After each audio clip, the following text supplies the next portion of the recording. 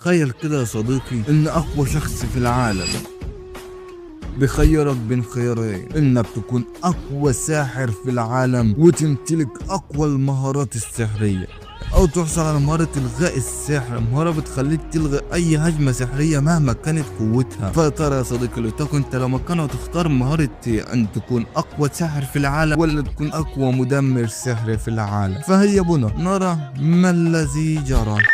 يبدأ الأنمي بتاعنا بواحد بيجري وفي مجموعة بتجري وراه، لما مسكوه مرجحوه، وبالمناسبة اسمه توما. وبنرجع احنا بقى فلاش باك عشان نفهم ايه اللي بيحصل معاه. من شوية كده كان الواد ده داخل علشان ياكل في إحدى المطاعم، وبيلمع أحد المتنمرين بيضايق بنت كده. انت فاكر ان توما هيعدي الموضوع بالساهل؟ لا والله، الواد بياخد بعضه وبيروح عندهم وبيقول للواد ابعد عنها يلا احسن ما اجي افشخك، وبيقولها كده وعنده كمية ثقة لا توصف. بيطاقم بشر وراه. نقول لك ايه، الواد كان مرعوب رعب، ده اللي خلاه بيحصل معاه دلوقتي يا صديقي. بيجري وراه بكل غباء وتوما بيحاول يهرب منهم، بس المهم بعد شويه جري كده ما بيلاقيش حد وراه، وبيروح يقعد على الارض ويحمد ربنا ان هو قدر يهرب منهم. وفي اللحظه ديت بنلاقي بنت واقفه وراه بالظبط وبتقول له ما تعملش فيها نفسك ذكر تاني بقى. ايوه دي البنت اللي كان المدمرين قاعدين يتنمروا عليها، والبنت دي طلعت عندها قدرات خارقه وبتعرف تتحكم في الصاعقات الكهربائيه، وهي كمان اللي انقذته منهم. وبنعرف ان العالم ده مليء بالقدرات السحريه والسحر، ونعرف ان البت دي بتستخدم التكنولوجيا لدعم قدراتها. بتطلع قرص صغير كده من ايديها وبتقول لي شايف البتاعه دي هي بتقدر تعمل انفجار مهول بس بحبه كهرباء صغيره. بعدها بتحدف القرص ده في الجو وبتضربه بالكهرباء. بعدها انفجار مرعب بيحصل في المكان، وتوما بيكون واقع على الارض فاتح بوجه من كتر الصدمه. وبنعرف ان البت دي من اقوى 7 اشخاص موجودين في المدينه وشكلها جامده اخر حاجه. المهم توما بيقول لها مهما كانت قوتك اوعى ياخدك الغرور تتغرد نفسك قدام الضعفاء. فبتقول لي انت بقى اللي تقول لي اعمل ايه؟ ده انت عيل مالكش لازمه. بتجمع طاقه مرعبه وبتهجم على توما بكل غباء، بس انت فاكر انه يحصل له حاجه يا صديقي؟ لا والله، الواد بيصد الهجوم بسهوله جدا، والبت ما تكونش فاهمه حاجه لان بطلنا عنده قدره في ايده اليمين بتخليه يلغى اي هجوم عليه مهما كان قوته عامله ايه. بعد كده بنروح لتوما واللي بيكون نايم على السرير وبيصحى لان الجو كان حار لان النور كان قاطع عليهم. ايوه عندهم تخفيف احمال برضه. يقوم يجيب اكل كده من الثلاجه ولكن بيلاقيه بايظ. بيقوم يلم فرش السرير ويخرجه في البلكونه، وهنا مره واحده بيلاقي بنت كده في البلكونه وبتكون نايمه في البلكونه بتاعته. بيوقف متنح كده من المنظر اللي هو شايفه، والبنت بتفتح بقها وبتقول له انا جعانه. بيكون بقى عاوز ينقذها الاول ولكنها بتزعد له وتقول له انا مش هنتحرك من هنا غير ما ناكل الاول. ثم بقى ما يكونش قدامه غير حل واحد وبيروح يجيب لها الاكل البايظ عشان يديهولها، وفجاه البنت بتاكل ايديه معاه بالمره. المهم البنت بتدخل جوه بتبدا تاكل بالاكل البايظ بتاع توما. لا بيكون عاجبها كمان يا صاحبي. بتشكره بقى على الاكل وبتقول انا كنت جعانه جدا، ولكن بعد شويه بيبدا يسالها هي جت هنا ازاي، فبتقول ان اسمها اندكسيا. بتقول ان والله كانت بتنط من سطح العماره وبوم وقعت في البلكونه بتاعتك زي ما انت شفت كده. توما لما بيسمعها بقى بينخض وبيقول لها انت عملت ليه كده اساسا؟ فبتقول ان في سحرة بيجروا وراها واللي عاوزين يمسكوها لانها بتمتلك اعظم كتب سحر حول العالم وعددهم 103 الف كتاب، وممنوع الكتب دي تقع في ايدي الاشرار. وتوما طبعا ما كانش مصدق الكلام الاهبل ده، فبيقول اكيد هم مخبينه عندهم في مكان سري. فساعتها بتقول ان الكتب معاها دلوقتي، وطبعا توما ما بيصدقهاش اكتر. فدي حاجه ما بتصدقش يعني يا صاحبي. ايه يعني؟ وتوما مش مؤمن بالقدرات الخارقه اصلا، انما السحر ده فهو معتبره اساطير. فساعتها هي بقى بتحاول تقنعه بس هو ما عادش مصدق كلامها. في اللحظه دي هو بيعترف لها ان هو بيمتلك قدره غريبه في ايده واللي بتخليه يلغى اي قدره خارقه مهما كانت قوتها. انديكسا بتفكره بيكذب عليها وبتبدا تتريق عليه، ولكن بتقوم تقف كده وتقول ان اللبس بتاعها دي عليه سحر ومفيش حاجه بتقدر تاثر فيه. بتيجي تجيب سكينه كده وبتكون عاوزاه يضربها بيها. هنا صاحبنا بيقول لها بقى لو كلامك حقيقي، فبيقول ان هو يقدر يلغي السحر بتاعك ده لو لمست هدومي. فبتقول له بطل هبد يلا. ثم بقى لما بيشوف كلامها بيتعصب وبيجري عليها بيحط ايده على الهدوم ولكن ما بيحصلش اي حاجه، وفي خلال ثواني معدوده اللبس بينقطع والدنيا بقى السداح مداح يا صديقي. انديكسي واقفه بكل فخر ومش واخده بالها من اللي حصل، ولكن لما بتاخد بالها بتخلف توما ما فيش حته في جسمه سليمه. بتلفت بقى ويقول لها ان هو ما كانش قصده والله، ولكن البت بترزعه بالمنبه في دماغه وبعدها بتخيط الهدوم وبتسلم عليه وبتمشي. بعدها بتقول له انا لازم امشي حالا علشان لو السحرة لقوها فهم هيدمروا المكان. هو بيروح وراه بقى عشان هو قلقان عليها، فهو بيتكعبل والتليفون وقع منه وداس عليه. فساعتها هندسيا بتقول له على سر خطير جدا وده عرف ان القدره اللي عنده هي اللي هتجيب له اكتر نحس في حياته. ساعتها بيقول على الارض كده وبيقول كنت حاسس ان في حاجه غلط بتحصل لي، فبيقول اكيد كل اللي بيحصل لي ده مش طبيعي. المهم ان البت بتودعه بتاخد نفسها وبتمشي، وتوما بعدها بيقول لها ان مرحب بها في اي وقت. في اللحظة دي الواد بيفتكر ميعاد الأكاديمية بتاعته وبياخد بعضه وبيجري على هناك علشان يلحق المحاضرة، لكن بيتفاجئ بقى إن البت الصغيرة ديت هي الأستاذة بتاعتهم. والله. المهم بعد ما اليوم الدراسي بيخلص توما بيروح البيت، ولما بيوصل هناك بيتفاجئ بوجود حاجة قدام الباب بتاعه. بيلاقي اندكسيا مرمية على الأرض والمكانس الكهربية بتخبط فيها. بيروح ليها وبيقول لها إيه اللي نايمك هنا بس، ولكن فجأة بيلاقي البت مرمية على الأرض وبتكون سايحة في دمها. بس لما بتلفت وراه بيلاقي شخص مرعب جدا. ايوه ده احد السحرة اللي بيطاردوا البت دي، وهو اللي عمل كده. وتوما بيكون واقع على الارض من هول الصدمه. ده شكلها النهايه بتاعته. نعرف بقى ان اندكسيا نست الطرحه بتاعته عنده وكانت راجعه علشان تاخدها، فالساحر دي قدر يحدد مكانها. بعدها ده اللي حصل يا صديقي. بعدها الساحر ده بيقول له انا ما كنتش متوقع ان يحصل لها كده. على اخر علم يعني ان لبسها السحر ده بيحميها من الضربات. ولما توما بيسمعه بينصدم لان توما هو اللي فك السحر لما لمس هدومها. الواد بيتعصب جدا وبيقول للساحر انت هتدفع الثمن. الساحر بيقول له خد لك جنب يلا عشان ما نفشخكش، وانا لازم الحاجه قبل ما تموت لانها محتفظه ب 103,000 كتاب، وبنعرف انها حافظاه في دماغها لان اندكسي عندها قدره جباره بتخليها تحفظ اي حاجه وبتكون اكنها مكتبه ماشيه على الارض. بعدها الساحر بيقول لتوما بيقول له اركن بقى عشان الحاجه قبل ما تودع. ساعتها توما بتعصب منه جدا وبيهجم على الساحر بكل غباء، ولكن الساحر بيتفادى ضرباته بكل سهوله. بيبص له كده وبيرمي السيجاره من ايد. بعدها النار بتشتغل في المكان كله. بعدها بيبدا يجمع طاقه مهوله علشان يخلص على توما. الواد بيكون فاتح بقه من كتر الصدمه، والساحر بيهجم على توما بكل غباء. النار بتاعته بتشتحت المكان كله وتوما ما عادش باين يا صديقي. بس انت مفكر ان هو هيموت؟ لا والله. توما بينادى على الساحر بيقول لي ده اخرك يعني، هو ده اللي انت قدرت عليه؟ الساحر انصدم من اللي حصل وبيبدا يهجم عليه تاني، ولكن ما بيحصلوش حاجه. ولكن الساحر ما كانش سهل برضه. بيقول تعويذه كده وبيستدعي الشيطان الاعظم. نار قويه بتحوط المكان كله، والشيطان ده مرعب بكل معنى الكلمه. بس الواد قلبه مات وما عادش بهمه اي حاجه. بيحاول يضرب الشيطان بايده عشان يلغي المهاره، بس ايه الهبل ده يا ابني؟ الشيطان بيتجدد من تاني وبيوقف قصاد توما وبيطلع سيف مصنوع من الجحيم وبيهجم عليه بكل قوته. بس توما بيحاول يصد الهجوم كل ما اوتي من قوه، ولكن الشيطان طاقته بتتجدد وتاثير السحر ما زال موجود. الواد ما عادش قادر يعمل معاه حاجه، فدي اول مره يفشل بالغاء هجوم بيجي عليه. في اللحظه دي اندكسيا بتقوم وبتنادى عليه وبتقول توما وبتقول له الحروف الرونيه انت لو شلت الحروف اللي على الارض دي الشيطان مش هيتجدد تاني. الساحر بقى لما بيسمعها بيحط رجليه على وشها علشان يسكتها وبيعمل على توما كماشه وبيهجم عليه من ظهره. الواد كان خلاص شكله هيموت وحصل انفجار مرعب في المبنى، ولكن الواد بينجب الانفجار باعجوبه وبيحاول يهرب من المكان بسرعه. طبعا طاقته خلصت وما عادش قادر ومش عارف هيعمل ايه في البلوه دي. بيبص كده جنبه بيلاقي الموجود على الحيطه. ايوه دول الحروف الرونيه اللي قالت له عليها انديسيا. للاسف فات الاوان والشيطان مش سايب توما في حاله، بيحاصره وبيهجم عليه بغباء وشكلها كده دي نهايته. الواد بقى ما بيستسلمش وبيحاول يهرب، ولكن حدث الغير متوقع. توما بيقع من اعلى المبنى وبحسن الحظ ما بيحصلوش اي حاجه. بيكمل جري بس ولكن بيلاقي الشيطان مش قادر يجي وراه. ايوه بسبب الحروف الرونيه اللي كانت موجوده اخيرا لحد هنا، وان الشيطان ما قدرش يهرب بره المبنى ده. توما بقى بيقول في باله اتصرف ازاي، ابلغ الشرطه ولا اهرب من مكان واتخلى عنها؟ وبيقول لا انا مش هستسلم، انا مش هنسيب انديسيا واهرب من المكان. ومن الناحيه التانيه بقى بنروح للساحر واللي بيسمع جرس الانذار بيضرب في المكان، رشاشات الماء بتغرق المكان باللي فيه، والساحر بيلف كده بيلاقي توما موجود في وشه وبيقول للشيطان اللي كان هنا راح فين. وساعتها بيقول له ايه ده انت فاكر حبه الميه دول هيعملوا له حاجه؟ فتوما بيقول له طالما انت غبي كده فانا هفهمك، الميه دي هتبوظ الورق اللي انت عامله في كل الجدران، واظن كده انت فهمت الباقي. ولكن صدمت بكل المقاييس الشيطان بيظهر من ورا توما والساحر بيضحك كده بهستيريا بيقول انا فكرتك ذكي، بحب اقول لك ان الورق اللي انا عملته ده ما بيدوبش في الميه لا.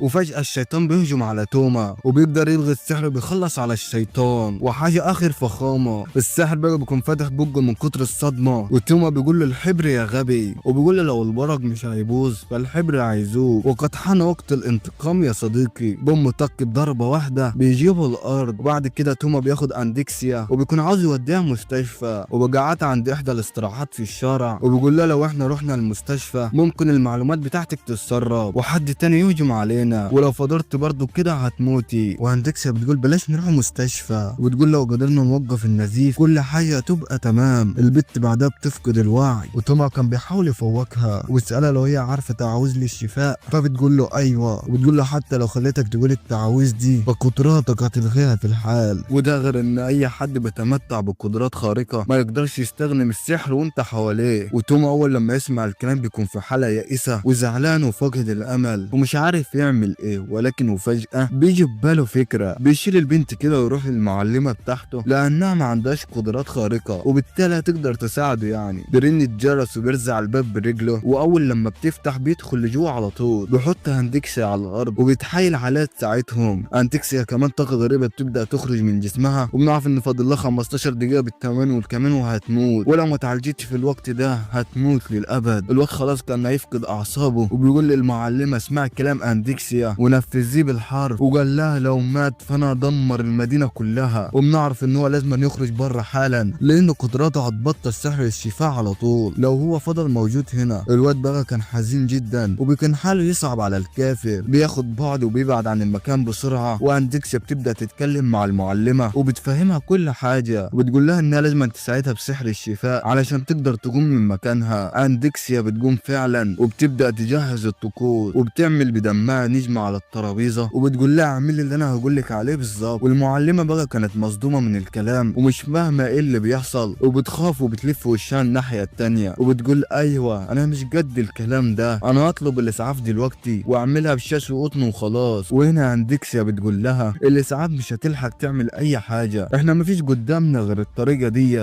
المعلمة لما بتسمع الكلام بتقرر تساعدها اخيرا، وبيقعدوا سوا وبيقعدوا يعملوا الطقوس. البنت بتقول لها قولي زي بالظبط علشان نستدعي ملاك الشفاء، والفعل يا صديقي بتعمل زيها والموضوع بدأ ينجح. ولكن المعلمة بتوقف التعويذة وبتنصدم من اللي هي شايفاه، وعلشان هي وقفت كل حاجة بتختفي لمح البصر والاستدعاء بيفشل. أنديكسيا بتقول لها هنحاول تاني، وبتقول لها مهما يحصل او تشوفي ما توقفيش تاني. وبالفعل المرة دي المعلمة بتسمع الكلام والاستدعاء بينجح، وأنديكسيا بتتعالج بشكل كلي، ولكن بتكون تعبانة شوية وتكون عاوزة تنام. بتقول بقى ببالها لولا توما لكان زماني في اعداد الموتى، وبتقول انا لازم اشكره. وفي تاني يوم الواد بيروح يطمن عليها وبيكون فرحان لانها ما زالت لسه عايشة. وفي اللحظة دي بيشكر المعلمة بتاعته وبيسألها اذا كانت ناوية تعرف اي حد باللي حصل. المعلمة بتقول له ايوه انتوا اكيد متورطين في حوار وانا كمعلمتك لازم احميكم. توما بيقول لها ما تقلقيش علينا، انا لو مش واثق فيكي ما كنت جيت لك اساسا، بس بلاش حد يعرف باللي حصل علشان ده طبعا زي ما انت شفتي ما ينفعش حد يعرف. المعلمة هنا بقى بتقتنع بكلامه وبتقول لي انا رايحة مشوار كده واحتمال اصلا نكون نسيت لما ارجع، بمعنى عن انها مش هتعرف اي حد. في الناحية التانية بقى توما بيقول لأنديكسيا ان هو مش هيسيبها ابدا، اي نعم انها شكلها صغيرة وانا مش عارف ايه اللي رماكي على الهم ده، بس انا هفضل جنبك على طول. وفي اللحظة دي بقى بنعرف ان احدى الكنائس اتبنت أنديكسيا وهي صغيرة واكتشف القدرة بتاعتها وعرف انها بتقدر تحفظ اي حاجة في ثواني. والكنيسة طبعا استغلت الموهبة دي وخلتها تحفظ جميع الكتب السحرية واللي هي بتكون محرمة، وبعدها الكنيسة ولعت في كل الكتب دي بخوفهم يعني انها تقع بين ايد اي شرير. وطبعا كان بيستغل السحر ده في الخير طبعا، وعمل اختام سحرية للكتب اللي هي حفظتها. ولكن لما الخبر انتشر في كل مكان كبار السحرة الاشرار بدأوا يجروا وراها عاوزين ياخدوا منها الكتب دي لانها تمدهم بقوة خارقة هتخلوهم يكسروا الكل. توما بقى بيتضايق جدا وبيقول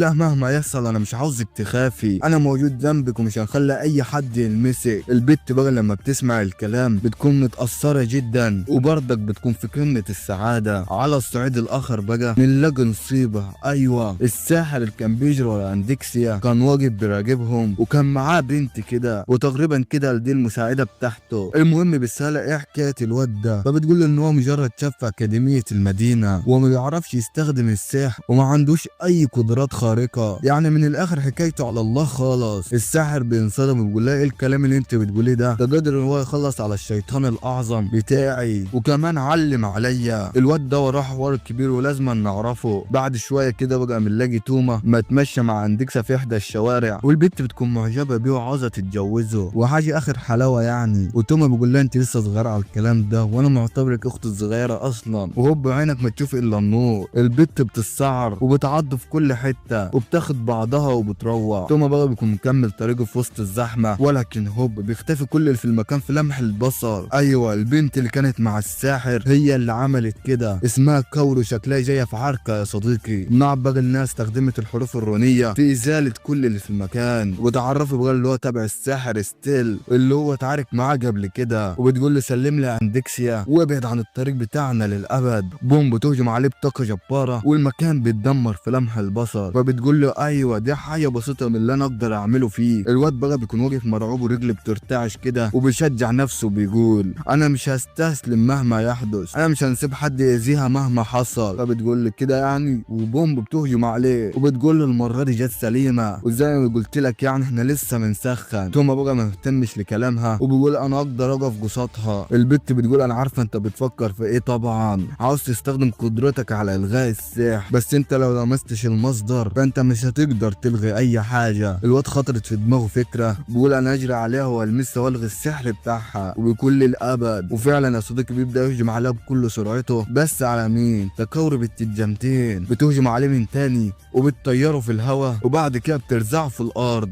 الواد بقى بيكون واقع على الارض ومش قادر يتحرك، وبتقول لي انت بتعمل في نفسك كده ليه؟ وبتقول لي الموضوع بسيط قوي، انت هتسلمنا اندكسيا واحنا هنسيبك تمشي من هنا. توما بقى بيتعصب من كلامها وبيعافر ويقوم يهجم عليها بكل ما اوتى من قوه، وكان خلاص هيلغي سحرها، بس ده ايه بالظبط؟ الواد ثبت في مكانه وما عادش قادر يتحرك، وفجاه بيقع على الارض. ايوه خطوط حديديه مترشقه في المكان كله، وده عشان يمنع توما من الوصول ليها. الواد بيقول بما ان كده ميت فانا مش هستسلم برضه. بيوقف على رجله بكل شجاعه وبيقول انا هحارب لحد اخر نفس عندي. كورو بتهجم عليه بسحرها وبوم ضربه في الثانيه بتجيبه الارض. توما بيقول لها مهما عملت ايه انا استحاله اتخلى عن اندكسيا، ومفيش حاجه هتوقفني غير الموت. البت لما بتسمعه بتستغرب من كلامه وبتقول له ايه اللي خليك تعمل كده؟ علشان واحده ما تعرفهاش اساسا. وبيقول انا عارف ان انا مش هقدر احميها للابد، بس عارف يعني ايه بتكون بتحارب لواحده بكل الاعداء دول، وبتكون بنت صغيره زي دي بيكون الكل عاوز يتخلص منها من غير اي سبب. طعنتها بالسيف في ظهرها من غير اي رحمه، والله هو دي العالم اللي احنا عايشين فيه؟ بفضل موت وانا بحميها على اني اسيبها تروح معاكم، انا عمري ما اتخلى عنها حتى لو دي نهايتي. كورو اول لما بتسمعه بتتاثر بيه جدا وبتقول له على سر خطير، وبتقول له ايوه انا على فكره انا بنتمي لنفس الفريق اللي هي الكنيسه اللي منها اندكسيا، ومش بس كده لا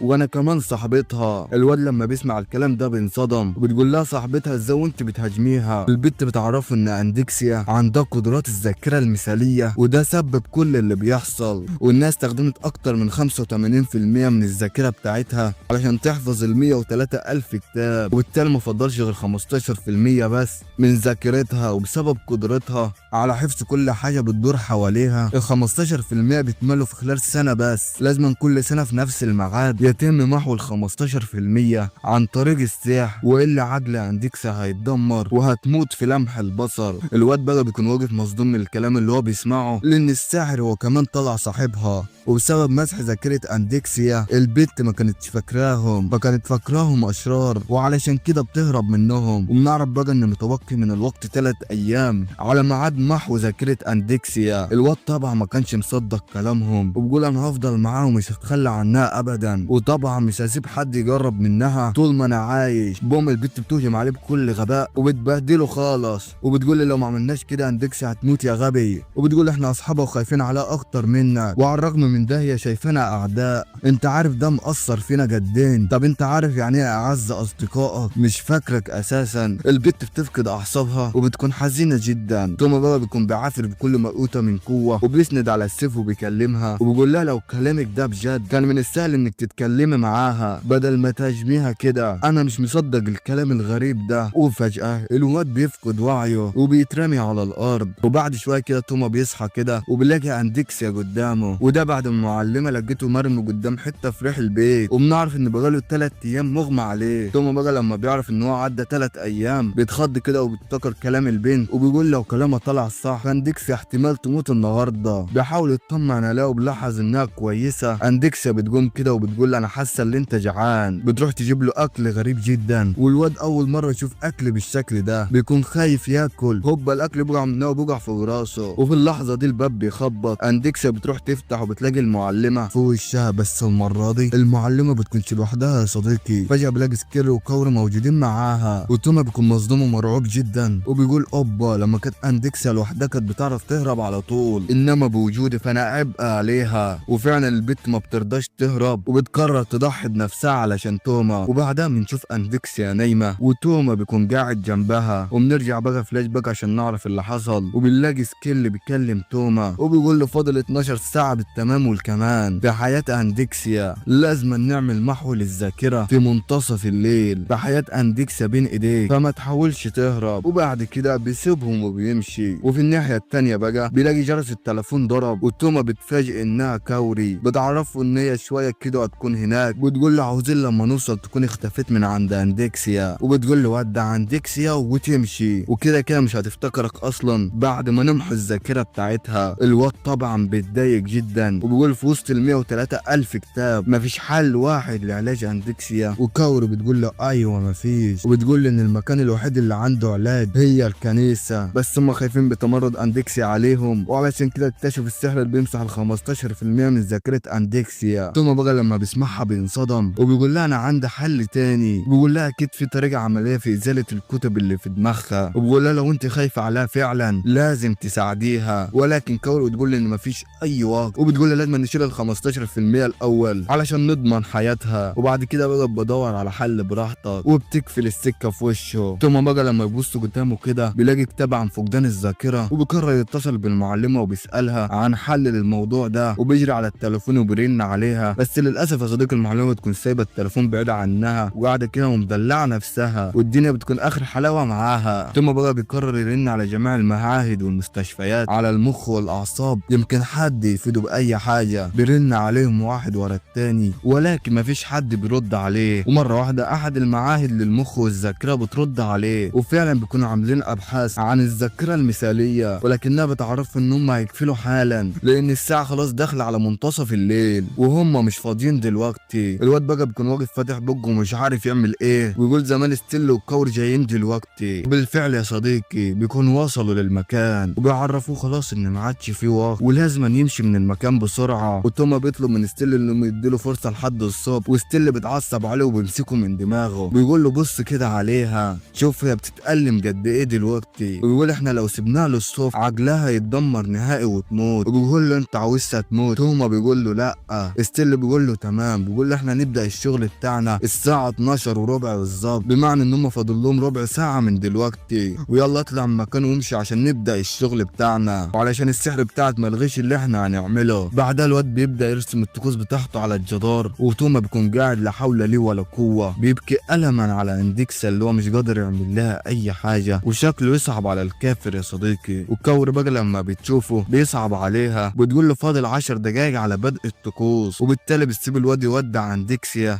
قبل ما يمشي من المكان. وبالفعل يا صديقي بيسيبوه بيطلعوا بره، وفي اللحظه دي اندكسيا بتقوم بتنادى على توما كده وبتبص على الجدار، بتقول له شكل الصحراء وصلوا هنا، وبتقول له اهرب بسرعه قبل ما تتاذى، وبتكون خايفه عليه جدا. وتوما بقى بيحاول يطمنها وبيقول لها انا هفضل جنبك مهما يحصل، مش هسيبك ابدا ومش هنخلي حد يأذيك طول ما انا عايش. اندكسيا بتطمن كده وفجأة بيغمى عليها من تاني. الواد بقى بيبكي من الحسرة وبيقول انا انسان ضعيف وفاشل، بيقول انا حتى مش قادر احافظ على ذكرياتي عند اندكسيا واحميك ازاي بعد كده. ولكن فجأة بيفتكر كلام كوري وتقول ان ازاي حفظت 103 الف كتاب في 85% من الذاكرة بتاعتها بس، وفي الناحية التانية ال 15% مش مكفيين سنة واحدة. بيقول ايوه اكيد في حاجة غلط، وبيقول مين بقى اللي حدد النسب دي. وبعدها بتواصل مع المعلمة وبيسألها على الذاكرة البشرية، بتقول ان استحالة حد عقله يتدمر من كتر الذكريات، وبتقول ان الانسان بيقدر يخزن 140 سنة من الذكريات من غير ما يجيله صداع حتى. توما بقى بيقفل مع المعلمة وبتأكد ان ذكريات اندكسيا مش خطر عليها ولا حاجة، واكيد الكنيسة كذبت على ستيل وكوري، يعني في حاجة غلط في الموضوع. بيتوقع بقى على وجود سحر في دماغها هو اللي بيتعبها في الوقت ده في كل سنة، ودي طبعا افضل طريقة عشان يضمنوا ولاء اندكسيا واصحابها. بيجري يحط ايديه على دماغ اندكسيا عشان يلغي تأثير السحر، ولكن ولكن مفيش حاجة بتحصل. وفجأة بيلاقي حاجة غريبة ببقها، إحدى اللعنات فعلا موجودة في الداخل، وبحاول يوصل للسحر عشان يلغيها. وأول لما بيلمس السحر الواد بيطير بعيد، وطاقة مهولة بتحط بأندكسيا، طاقة مرعبة بتحط بالمكان، وقوة مرعبة دمرت المكان. ستيل وكارو بيروحوا يشوفوا ايه اللي بيحصل، وبينصدموا بمعنى الكلمة. أندكسيا طايرة في الهواء واتغيرت بشكل كلي، والرعب وصل للليفل ماكس، وتوما خلاص شكله هيودع.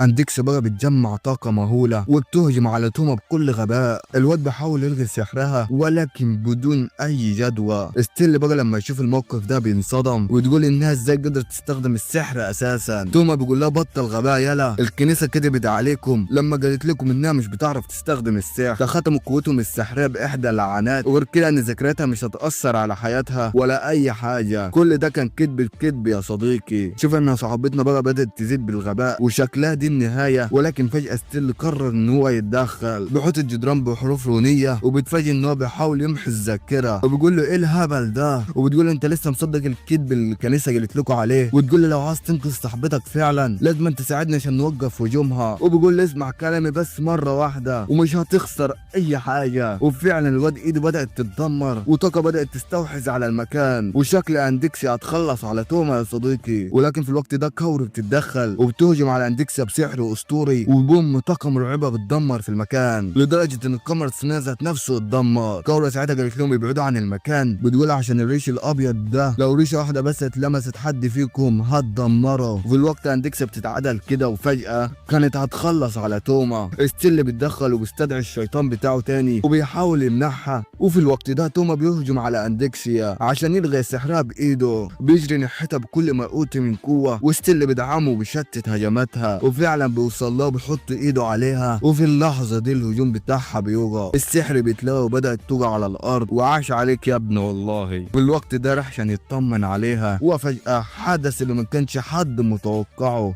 ريشة من الموجودين بتلمس دماغه، الواد بيفقد الوعي وبيقع على الأرض في ثواني معدودة. بعد كده بنروح لأندكسيا وبنعرف إنها بتزور توما في إحدى المستشفيات، وده بعد ما فاجت طبعا وعرفنا إنها بقت 100 فل على 10 يا صديقي. في الناحية التانية بنشوف ستيل وكوري قاعدين في حديقة المستشفى، وبنعرف إنهم واجهوا الكنيسة باللي حصل، ومع ذلك مفيش حد رد عليهم وما خدوش ولا حق ولا باطل. وعلى الصعيد الآخر الدكتور بيكون بيتكلم مع أندكسيا وبيقول لها إن الذكريات القديمة بتاعته اتدمرت للأبد ومش عارف يفتكر أي حاجة من الماضي نهائي. البنت بقى لما بتسمع الكلام ده بتنصدم وبتاخد بعضها وبتروح عشان تشوف توما، وأول لما بتدخل جوه بتلاقي توما كده قاعد على السرير ومفيش أي حتة في جسمه سليمة، وبتجري عليها مبسوطة جدا، ومن الواضح إن توما معرفش مين دي أساسا. وأندكسيا بتتصدم مكانها كده بمشهد حزين وبتحاول تفكره بأي حاجة، بتقول له فاكر لما كنت متعلقة في البلكونة بتاعتك؟ فبيقول لها لأ، وتقول له ساعة ما قطعت هدومي، فبيقول لها برضه مش فاكر، فبتقول له السحر اللي انت حاربتهم علشاني، فتوما بيقول لها يا ستي لا، بيقول لها للاسف تم محو ذاكرتي تماما. أندكسيا بتكون واقفة تعيط مكانها ومش عارفة تعمل ايه، ولكن هوبا الواد بيضحك عليها بيقول ضحكت عليك يا عبيطة، بيقول لها كده الضفدع اللي بره ده قال لك اللي انا فقدت الذاكرة، بيقول لها عموما فعلا المفروض يحصل كده، بيقول لها بما ان اللي حصل ده بسبب السحر، بيقول لها انا لما حطيت ايدي على دماغي السحر انشال ورجعت افتكرت كل حاجة من تاني. أندكسيا بقى بتقع على الأرض ومش قادرة تسند نفسها من الخضة وشكلها كده هتهب منها يا صديقي. بوم الواد بيتعامل معاه الصح وزيادة، وبنت المسعور عضته في جسمه كله، وأنا مش عارف إيه حوار العض ده يا صديقي، بس ما علينا يعني. الدكتور بيدخل عليه وبيبدأ يكلمه، نتفاجئ كلنا أيوة إن الواد فعلا فاقد الذاكرة. بس إيه يا عم الهبل ده؟ توما لسه مكلم أندكسيا وكان فاكر كل حاجة، وبنعرف بقى إن الدكتور هو اللي بلغ توما بالأحداث اللي حصلت بعد ما فاق. ولما الدكتور عارف الاحداث دي من ستيل وكوري، وطوبة طبعا ما كانش فاكر اي حاجه، ولكن بيقول انا من جوايا حاسس ان انا اعرفها كويس، وعلشان كده ما قدرتش اشوفها وهي بتعيط، وبالتالي كتبته حسستها ان انا كويس وفاكر كل حاجه. بعد شويه كده بنروح لتوما هو واندكسيا وهما بيتمشوا في احدى شوارع المدينه، بعدها البنت بتقف قدام اعلان ايس كريم كده بتقعد متنحه فيه كده، وبيروح يقول لها انت واقفه كده ليه؟ وبتقول له اظن بعد ما انا عرفتك ما قلتلكش خرجني ولا فسحني ولا حتى طلبت منك فلوس. بيقول لها ايوه فعلا بالظبط، من ساعه ما عرفتك كنت هاديه جدا. طبعا العبيط ده ما كنتش فاكر يمين اساسا، وفعلا بتطلب منه ان هو يجيب لها ايس كريم بكل الاطعمه بسرعه. في نفس الوقت بقى بنشوف اتنين من زمايل توما في الاكاديميه بيكونوا موجودين في المكان وبيتريقوا عليه شويه كده وبيكسفوه قدامها. والناحيه التانيه الواد بيكون بيكون دماغه سداح مداح ومش فاكر مين دولت اساسا. بعد كده بياخدوا بعضهم يروح محل الايس كريم، بس المنحوس منحوس يا صديقي، المحل بيتعمل فيه اصلاحيات ومقفول اليومين دولت. بس انت فاكر انها تسكت على كده يا صديقي؟ لا والله، البنت بتخليه يروح مكان تاني ويجيب 3 من انواع مختلفه من الايس كريم، ويلا بالهنا والشفا. المهم بعد شويه بيلاقوا بنت غريبه في المكان، وتوما بيروح عندها وبيطمن عليها، ونتفاجئ انها خلصت كل الفلوس اللي معاها على الاكل، وكمان بتحاول تستلف فلوس منهم. وتوما بيقول لها استحاله تاخدي منها جنيه، بيقول لها انا خلصت كل فلوس عشان نجيب ال3 الايس كريم دولت. وهوبا المكان بيتملى بالناس، كل ده جايين عشان يحرسوا البنت الغريبه، وشكل البنت ده وراه حوار كبير يا صديقي. وبعد شويه كده اليوم بيخلص، واثناء هم بقى مروحين انديكسا بتلمع احد القطط الصغيره في الشارع، وبتقول له ان احنا هناخده ماكس معانا في البيت. الواد بينصدم كده وبيقول لها انت لحقت تسميها، وبيقول لها لا طبعا مش واخدين قطط معانا البيت. هنا البنت بتهب منها على الاخر، تفضل تصوت لدرجه ان القط بيتفزع وبيطلع يجري. وفي اللحظه دي انديكسا بتطلع تجري تدور عليه، وإذ فجاه الواد بيحس بحاجه غريبه في المكان، بتلفت وراه كده بيلاقي ستيل في قدامه، وتوما بيكون واقف مصدوم ومش عارف مين ده. بيقول له انت عاوز ايه مني؟ ستيل بتعصب وبيقول له نعرف ازاي تفكرك بيا. بوم بيهجم عليه بسحره، وتوما كان بيصد الهجوم وبيلغي السحر بتاعه. ستيل بيقول له ايوه كده، ايوه ده اللي انا عاوزه منك. المهم بتقدم عليه كده وبيطلع رساله، وبيبدا يعرض الاوراق اللي فيها، وبيفهمه ايه سبب وجوده هنا، وده لان الكنيسه طلبت منه ينفذ مهمه، وهي انقاذ احدى الفتيات المحبوسه في مدرسه ايزاو، بعد ما احد اقوى السحره في العالم بدا يسيطر على المدرسه دي. وبالمناسبه الساحر دي اسمه لويس، بنعرف ان هو بيستغل البنت المسجونه وعاوز ياخد قوتها. والبنت ده اسمها سيرا، وعندها قدره دب بلاد، يعني هي بتقدر تشوف مصاصين الدماء وقتلهم كمان. ولويس بقى عاوز يستغل القدره دي في التجارب الشريره بتاعته. المهم ستيل بيقول له اعمل حسابك لنا نهجم على المدرسه النهارده بالليل، وبيسيبه وبيمشي. بعد كده بقى بنروح لتوما وانديكسيا وبيروحوا البيت. بس ايه الهبل ده يا عم؟ انديكسيا بطنها كبرت فجأة، توما بيقول لها ايه اللي حصل ده؟ وتقول انا شكلي بس دجلت في الاكل شوية. وهوب بطنها بدأت تتحرك، الواد بيشدها كده بيقول لها انت مخبيها ايه جوا؟ فجأة بيطلع القط المشرد واللي شافوه في الشارع، وساعتها بتقول ان ماكس هيعيش معانا، وتقول له لو مش عاجبك تقدر تلم هدومك وتمشي من هنا. وبيقول لها نشوف مكان تاني يا بنت العبيطة، تبيتي اصلا. واخيرا توما بيوافق ان القط يعيش معاهم. وبعد مرور مدة من الوقت بيروح لتوما واقف مع ستيل، وبيقول له هي دي المدرسة اللي انت قلت لي عليها؟ فستيل بيقول له ايوه، وبعرفه كمان ان المكان هنا خطير جدا، ده ان لويس كمان بكارثة بما يحتويه الكلمة. وبيديله صورة البنت اللي هم جايين عشان ينقذوها، وتوما لما يشوفها بينصدم، بيقول ايوه دي نفس البنت اللي انا قابلتها في المطعم. المهم بيدخلوا جوه المدرسة، المكان بيكون طبيعي جدا والطلاب موجودين في كل حتة، ولكن في حد مقتول ومرمي على الجدران، وتوما فاكره انسان آلي، ولكن ستيل بيقول ان ده انسان بشري. بيقول له اقف كده وامسك اعصابك علشان احنا دلوقتي دخلنا ساحة المعركة. الواد طبعا كان واقف فاتح بقه ومش عارف هيعمل ايه، وتقريبا كده دي احد الفرسان اللي بعتينه الكنيسة علشان ينقذوا سيرة، ولكن انتهى بالامر بالهلاك. فجأة بنت كده بتعدي وسطهم وبتدوس على الدم، ولكن المفاجأة ما بيحصلش اي حاجة. والستيل بقى بيفهمه ان المكان فيه لعنة بتفصل بين طلاب المدرسة والغرباء، يعني ان الطلاب ما بيحسوش بالدخلاء اللي دخلوا المدرسة. بعد كده بيطلعوا يدوروا على سيرة وبيدخلوا قاعة الطعام، وبيبص للبنات الموجودين كده على امل ان هم يلاقوها، ولكن لسبب غير معروف الطلاب بدأوا يحسوا بوجودهم في المكان،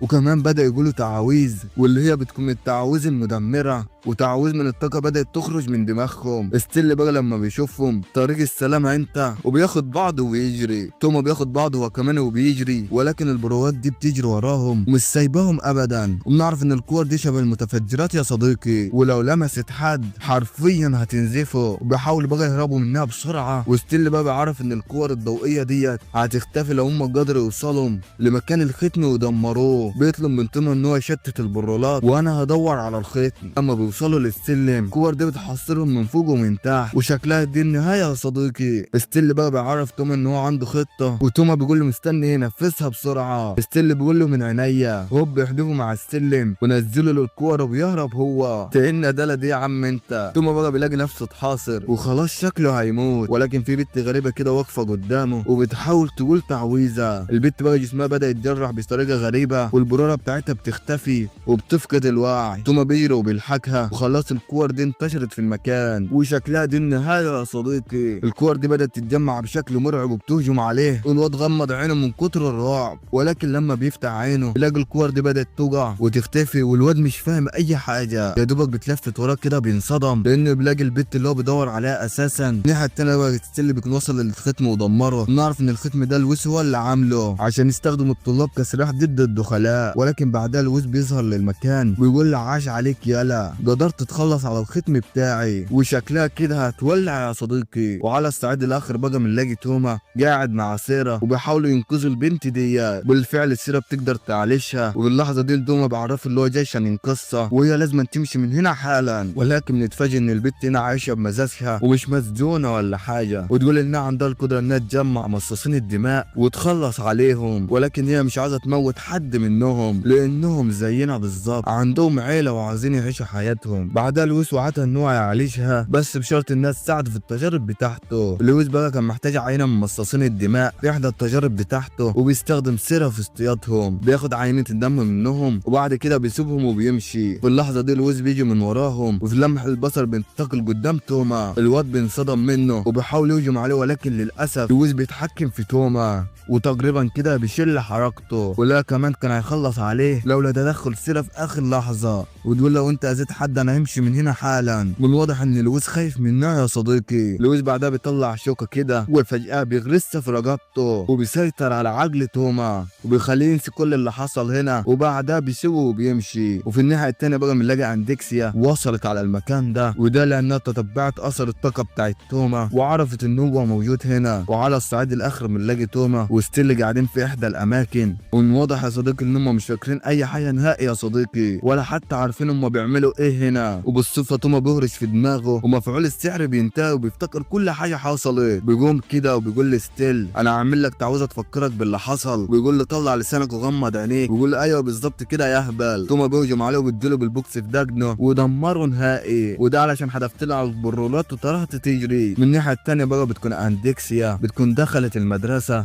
وبتتفاجئ ان لويس واقف قدامها بيقول يا محادثن الصدف ده انا كنت بدور عليكي. في لمح البصر بيسحر اندكسيا وبيخليها تفقد الوعي، وشكل الواد ده ما بيهزرش يا صديقي. نروح بعدها لتوما وستيل بنلاقيهم رجعوا لمكان المدرسه من تاني. بنلاحظ مجموعه كبيره من الحرس واقفين قدام المكان، ولا كمان في طاقه مرعبه بتظهر من السيف بتاعتهم. ايوه لويس بيعمل احد تجاربه السحريه بداخل المبنى ده، المكان كله بدا يتدمر وينهار وطاقه مرعبه بتستوحز على المكان، وفجاه بنلاقي كل حاجه بتبدا تحصل بالعكس. ايوه الدمار بتلاشى والمبنى بيرجع سليم زي ما كان، ودي احدى قوى لويس المدمره. توما بقى بيكون فاتح بقه من هول الموقف، ولو فاكر ان كل ده نار فاللي جاي دمار يا صديقي. كمل بقى معايا الفيديو لان في عظمه هتحصل يا صديقي. وتوما يا دوب اتلفت كده بيلاقي الوشاح بتاع اندكسي على الارض، وده كمان بيلاقي ماكس موجود في البتاع بتاعها، وبكده بيعرف انها موجوده داخل المبنى وبيتعصب على الاخر. توما وستيل بقى بيدخلوا المدرسه بسرعه علشان يدوروا على اندكسيا. من الناحيه التانيه بنلاقي لويس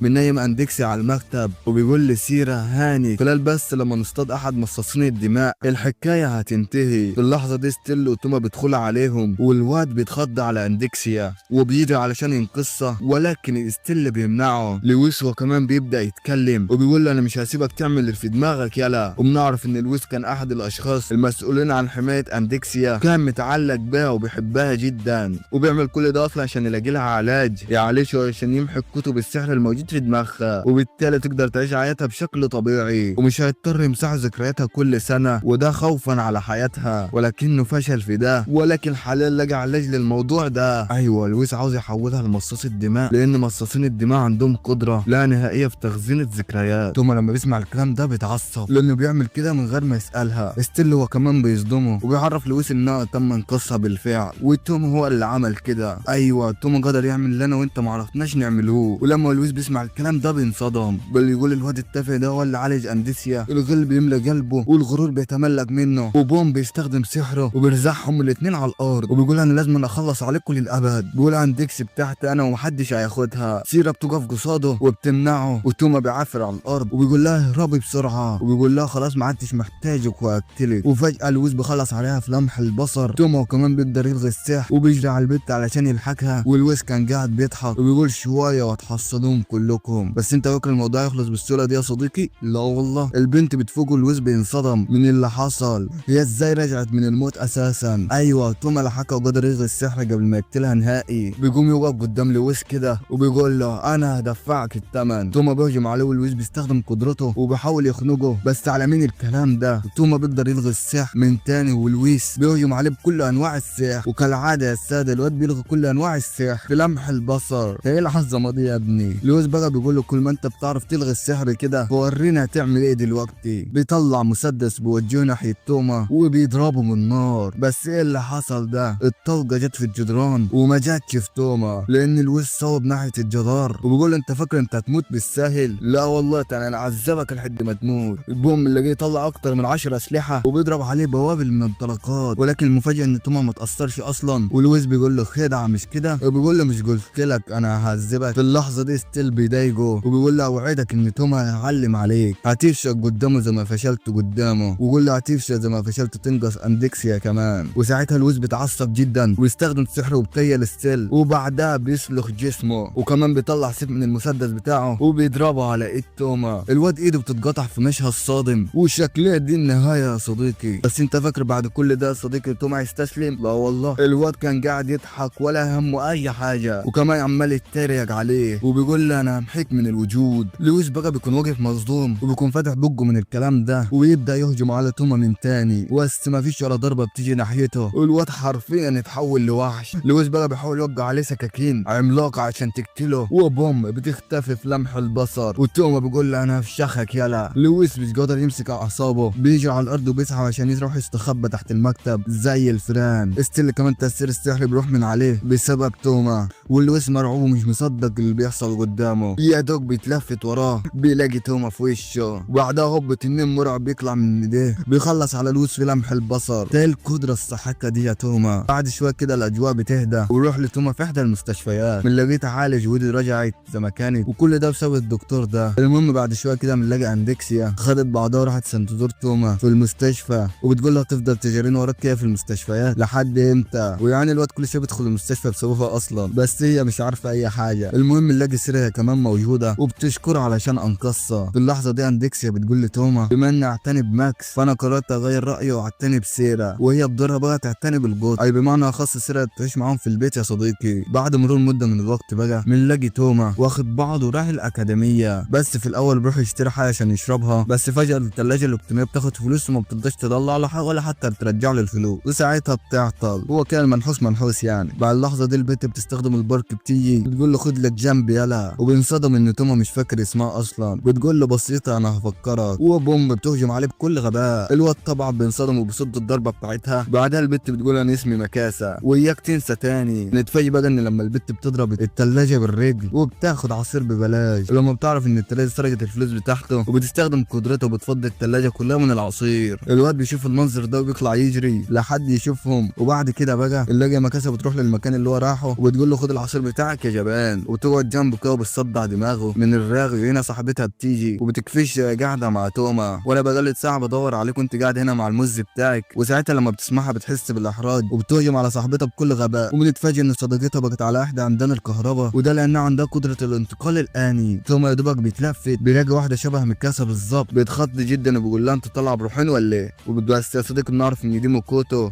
اخت مكاسه التوأم. بس فجاه البنت بتتعصب وتروح لاختها وبتاخدها وبتمشي من المكان بسرعه. واثناء رجوع توما للبيت بقى بيتكعبل في كره تنس كده بيقع على الارض، والعصير بيقع منه كمان على الارض. ميكيتو بقى بتكون موجوده في المكان وبتساعده وبتلم العصير معاه وكمان بتوصله البيت، وطلعت بنت جدعه والله. المهم اول لما بيوصلوا للبيت بيلاقي اندكسيا وسيرا قاعدين قدام الباب، وهوب اندكسيا بتقول انت كل شويه تجيب لي واحده ولا ايه؟ ما ترحمنا بقى يا عم. عندك حق والله، انا مش عارف ايه حظه مع البنات ده. المهم نعرف ان هم قاعدين بره عشان القط مليان براغيث. اندكسيا بقى بتقول لها نولع العشبه ديت واموت البراغيث، اما سيرا بتطلع مبيد حشري وبتقول لها ما تقلقيش سيب الموضوع ده عليا. بس في اللحظه دي مكوتا بتتدخل وبتضرب القط صاعقه خفيفه كده من الكهرباء، فالبراغيث كلها بتقلع وبتموت، وبيستب لهم العصير على الارض وبتاخد بعضها وبتمشي. وبعد مده من الزمن بنلاقي يوم خلص يوم الدراسه ومروح للبيت، بس فجاه شاف مكوتا قاعده على الارض وبتحاول تنقذ احد القطط واللي بتكون مشرده في الشارع. بيسلم عليها وبيشكرها لانها ساعدته اخر مره. مكوتا بقى بتقرر انها تعتني بالقط دوت، وبما انها مروحه في طريق طريقه فهي هتشيل القط عنه. بيقترح عليها بقى انها تدي اسم للقط ده هو، فبتقول لها سميت كلب، انا مش عارف الاسم ده والله. بيوصلوا بقى لاحدى المتاجر ويكون عايز يشتري حاجات من جوه بما ان هو ممنوع دخول الحيوانات. بيحدف القط كده لماكوتو ويقول لها امسك الكلب بتاعي. عقبال ما اخرج في اللحظه دي ماكوتو بتتخض جدا وتتفاجئ بشخص غريب الاطوار قدامها، وبالمناسبه اسمه اكس يا صديقي. ولما ماكوتو بقى بتحاول تهرب في احدى الشوارع الجانبيه، ولو كمان بتدخل في معركه جباره ضده وبتضرب عليه بوابل من الرصاص، ولكن فجاه الرصاص بيتعكس عليها والواد ما بيتخربش حتى. ولما بتضرب عليه تاني الضربه بتنعكس من تاني لان الواد ده عنده قدره انعكاس الهجمات. البنت بقى بتحاول تاخد بعضها وتهرب منه تاني وبتهجم عليه بصاعقه كهربائيه، برضه الضربه بتنعكس والبنت بتوقع على الارض سايحه في دمها، شكلها خلاص بتودع يا صديقي. في الناحيه التانيه بقى توما بيخرج من المتجر ويتفاجئ ان ماكوتو مش موجوده في المكان. بيلاقي القط بتاعها مرمي على الارض وبياخد القط يروح يدور عليها. بيحس بطاقه غريبه في الشارع اللي هناك فبيروح عليها عشان يشوفها، لكنه بيتخض جدا اول لما بيلاقي الحذاء بتاعها مرمي على الارض وده بجانب عدد مهول من الطلقات. ويكمل ماشي كده ولكن فجاه بينصدم، ايوه لقى البنت سايحه بدمها وخلاص شكلها نهايتها ويبدو كده انها ماتت خلاص. واول لما بيشوفها بيقرر يتصل على الشرطه ويبلغ عن الحادث وبيدخل معاهم مسرح الجريمه عشان يوريهم مكان جثتها. ولكن ايه اللي حصل ده؟ في اثار للمعركه بس ماكوتو مش موجوده. البنت زي ما بتقول كده اختفت خالص. الواد بياخد بعضه وبيجري ويبدا يدور عليها في كل حته وبتفاجئ ان ماكوتو واقفه قدامه معاه شوال غريب كده ومفيش في جسمها خربوش واحد يا صديقي. وبيقول لها ازاي ده؟ انا شايفك بعيني مرميه على الارض. ولكن بعدها بنتفاجئ ان في نسخ منها كتير وتوما كان واقف فاتح بقه ومش فاهم ايه اللي بيحصل. وبنعرف بعدها ان في سر خطير جدا لان ماكوتو بتطلع احدى تجارب الاستنساخ واللي بتكون في العسكري. توما بقى افتكر ردة فعل ميكاسا لما شافت اختها وقد ايه كانت متوتره وخدتها ومشت من المكان. بيركب باص وقرر يروح لميكاسا عشان يفهم منها ايه اللي حصل. بيوصل للمبنى بتاعها وبيطلب رقم الغرفه بتاعتها، ولكن في بنت تانية هي اللي بترد عليه وتقول ان ميكاسا مش موجوده دلوقتي ولو عايز تطلع استناها فوق عند اوضتها عقبال ما تيجي. بالفعل يا صديقي بنشوفه طالع عند اوضتها ولما بيدخل بيلاقي صاحبتها نايمه على السرير ودي البنت اللي عندها قدره الانتقال الآلي. بتقول له اقعد هنا واستناها عقبال ما تيجي. عموما يعني هي مش هتتاخر. بعد كده بتعرف ان المراقبه جايه تفتش في المكان فالبنت بتترعب جدا وبتقول لو حد شافك هنا هيحصل مصيبه. تجري عليه وتستخدم قدره الانتقال الآلي علشان يهربوا بسرعه وطبعا البنت بتفشل وقدرتها بتقع. وتوما بيقول لها مؤاخذه وبيقول لها ان القدره بتاعته بتلغي القدرات. البنت بتقول لها الله يخرب بيتك مش وقته. بتشد من دماغه وتخبيه تحت السرير وتوما بص قدامه كده بتفاجئ بدب لعبه مستخبي معاه. المهم التفتيش بيعدي بنجاح والبنت شكلها خرجت من الاوضه. توما بقى بيلاحظ ورقه غريبه جوه الدب وشكل الورقه دي لها علاقه باللي بيحصل. بعدها توما بياخد بعضه يدور على ميكاسا كل شبر في المدينه. بس في الناحيه التانيه بنشوف ميكاسا واقفه عند احدى الكباري وبتكون حزينه جدا وبتفتكر باللي بيحصل ده وبتقول مش معنى انا اللي حصل لي كده. نعرف ان من صغرها وكبار المسؤولين في المدينه بيستغلوا قدراتها في تجارب كتير جدا. ميكاسا واقفه بقى وكميه حزن لا تصدق وبتقول كل النسخ دي ماتت بسببي، انا اللي عملت فيهم كده. وفجاه توما بيوصل عندها المكان وبيقول لها واقفه بتعملي ايه عندك؟ وتقول له انت مالك اقف ولا ما اقفش؟ انا اعمل اللي انا عاوزاه. المهم وبدون اي سابق انذار بيقول لها انا عرفت كل حاجه على مشروع الاستنساخ وعرفت قصه اختك كامله. البنت بقى في الوقت ده بتعرفه حاجه بتقول ان اقصى مستوى في القوه هو 5 وفي نظريه بتقول ان لو في واحد من المستوى الخامس دخل في 20,000 معركه ممكن يوصل للمستوى السادس واللي هم ما عرفوش مقدار قوتها لسه. وبالتالي تم استنساخ ميكاسا للرقم ده. ميكس بقى اللي بطريقتهم المفروض يخلص على كل النسخ ديت علشان يوصل للمستوى السادس. الواد لما بيسمع الكلام كده بينصدم ويقول انت ازاي تشاركي في حاجه زي كده؟ انت عارفه ان كده بتقتلي نفسك 20,000 مره. البنت بقى لما بتسمعه بتتعصب وتقول انا كنت مجبره اعمل كده بس انا دلوقتي عندي الحل. النسخ بتاعت بشر عاديين جدا بس هم عارفين ان هم مجرد فران تجارب. بما ان التجربه دي عشان اكس يوصل للمستوى السادس فانا لو خلصت عليه فانا اقدر انقذ كل النسخ بتاعتي بس انت استحاله تقدر على كل ده، مصيرك هيبقى الموت. وبتقول لي ايه المشكله يعني؟ على الاقل مش بحس بالندم اللي انا حاسه بيه دلوقتي. بعد كل مره نسخه بتموت مني بحس ان انا بموت. وبنعرف ان نص العدد النسخ دي تم قتلها بطرق بشعه جدا. وبنعرف ان 10,000 بنت ماتت لمجرد التجربه مش اكتر. وتوما بيقول لها على كده بقى انت هتموتي. فاكس بقى يبطل يتلي فيهم، لا والله التجربة هتكمل لحد لما تنجح. وبتقول له خلاص انا خدت القرار. تاخد بعدها بقى بتكون عاوزة تروح لاكس وتحارب عشان تقتله. الواد بيمنعها وبتقول له ابعد عن طريقي. توما بيرفض كلامها وبيقول لها انا مش هسمح لك تأذي نفسك. وبتقول له لو ما بعدتش حالا انا هخلص عليك. تستعد عشان تدخل معاه في معركة. توما بيرفع ايده كده وبيكون مستسلم تماما وبيقول لها انا مش هدخل معاكي فال، وبرضه مش هسمح لك تأذي نفسك. ساعدينا ونقدر نتغلب على اكس. ميكاسا بتتعصب جدا وبتهجم عليه بقوة جبارة، ولكن الضربة ما بتأثرش فيه. وتقول لها ما بعدتش عني المرة الجاية انا هصغب ناحية قلبك. وتقول لها مش هسمح لاكس يموت حد تاني من نسخي. ثم ما رضاش يبعد عنها. وقلت لك مرة مش هسيبك تأذي نفسك. هنا بقى ميكاسا بتضربه بصاعقة قوية جدا والواد اترمى على الارض مش قادر يقوم. وشكلها دي النهاية يا صديقي. ميكاسا بقى بتبص على ايديها كده وبتقول ايه اللي انا عملته ده، وكانت حزينة جدا ومفكراه خلاص مات. ولكن الواد بيعافر وبيحاول يقوم وبيقول لها انا مش هتخلى عنك، مش هسمح لك تأذي نفسك. فلو انت عندك استعداد تموتي علشان اخواتك فانا برضه عندي استعداد اموت علشانك. البنت بتصدم لما بتسمع كلامه وتقول انا مستاهلش تعمل كل ده علشاني. وتقول لي السبب اللي انت خليك تعمل كده اساسا. وبيقول لها ما فيش سبب معين لكونك تنقذ انسان هيموت. بيقوم يقف قدامها من تاني ولكن ميكاسا بتصمم على قرارها وبتهجم على توما بغباء. الواد بيتلقى الضربات ومش بيحصل له اي حاجه وبيقول انا عارف ان انت بتستهوني بيا في ضرباتك وانك مش عاوزه تموتيني وعلشان كده هساعدك ومش هتخلى عنك. البنت بيسيطر عليها الغضب وبتقول لي دي اخر فرصه ليك، لو ما بعدتش من قدامي هخلص عليك. وفجاه بتهجم عليه بكل قوتها والمره دي غير يا صديقي. طاقه مهوله بتحوط المكان. توما خلاص شكله هيموت ولكن فجاه ايده بتبدا تتحرك ولا كمان لسه بيعافر. البت بعد ما بتشوفه بيعافر علشانها بتنصدم لانها عمرها ما شافت حد بيضحي علشانها بالشكل ده يا صديقي. بعدها بتنهار من العياط وشكلها بدأت كده تروج يا صديقي. وهنا بقى بخلص الجزء الاول من الانمي. لو عاوزين الجزء الثاني تقولي كده في التعليقات ولايكك اشتراكك